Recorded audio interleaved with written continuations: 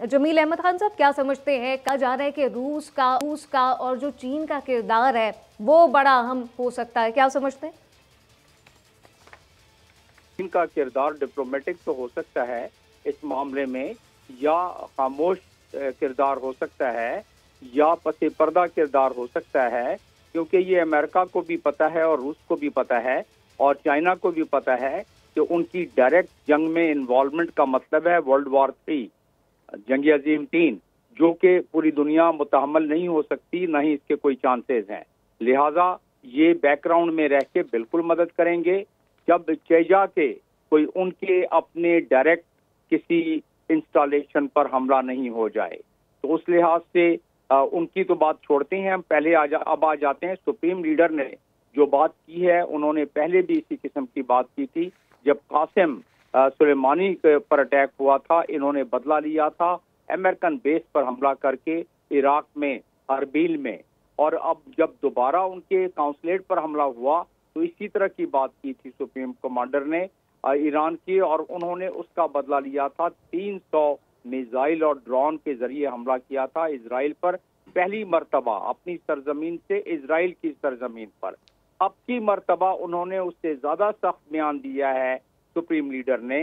इसका मतलब ये हुआ कि अब की मर्तबा जो भी हमला होगा वो पहले से ज्यादा होगा।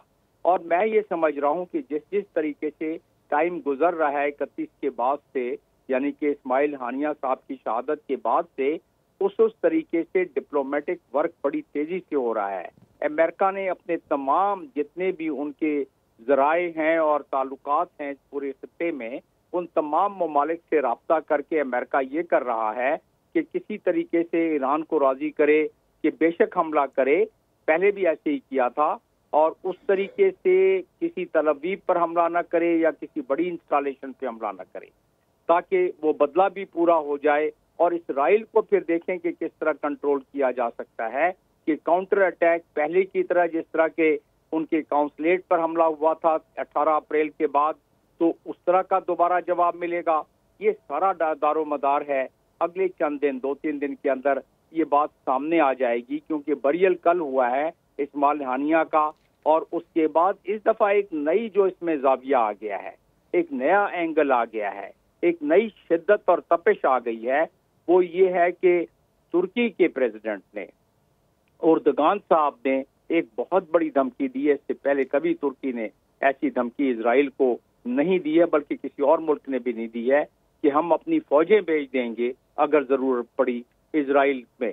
तो ये एक बहुत बड़ी धमकी है और पब्लिक धमकी है, और इससे पीछे हटना तुर्की के प्रेसिडेंट के लिए भी मुश्किल है।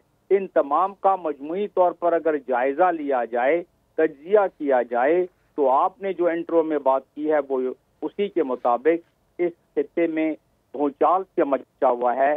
किसी को हर इतनी अनसर्टिनिटी है कि ये नौयत कहाँ तक जाएगी। अमेरिका तकरीबन 12 बहरी बेड़े अपने लगा चुका, 4000 मरीन और भेज रहा है, बारूद और बमों का वहाँ सप्लाई जिस तरह पहले जारी था उससे ज्यादा कर दिया गया है। और अमेरिका का मकसद ये है कि एक तरफ से मेडिटेरेनियन सी में अपने बहरी बेड़े लगा के उधर से दबोचा जाए, लबनान की तरफ से हिजबुल्ला और गाजा की तरफ हिजबुल्ला को और गाजा को हमास को, और दूसरी तरफ से गल्फ कंट्रीज में अपने बहरी बेड़े लगा के, और गल्फ कंट्री में जो अमेरिका के बेसेज हैं उसके जरिए ईरान को ये बावर कराए कि अगर हमला किया तो फिर आप पर भी अमेरिका मिलकर हमला करेगा इजराइल।